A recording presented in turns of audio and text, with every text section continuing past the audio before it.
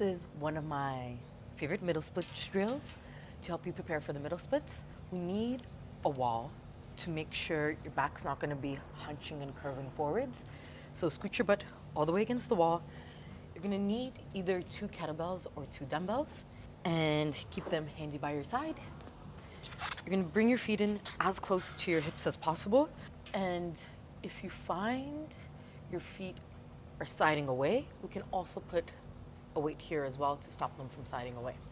Honestly, I find sometimes as you get stronger, the hardest part is actually putting the weights on your legs. Sometimes you can get an assistant to help you or just struggle and get it in there. There we go. And then we're ready for the reps. At the bottom, our feet can supinate and the soles of the feet lift up. And then you're going to use your inner thighs to lift the weights up just outside of your chest. And then squeeze your side butt and try to engage it on the way down. And then you're going to repeat this 4 reps. I like to do usually a total of 8 to 10 reps. Squeezing the side butt at the bottom. And use the inner thighs to lift up. Don't use your hands. This can be really intense at the beginning.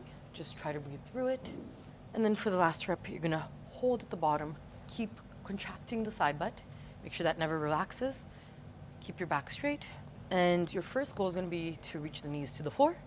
And then afterwards, you want to keep increasing the weight and getting stronger and stronger.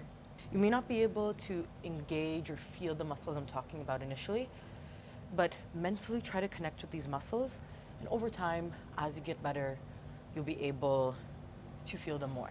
So it's about teaching your body to be able to connect the muscles. And then over time, you get stronger and improve it.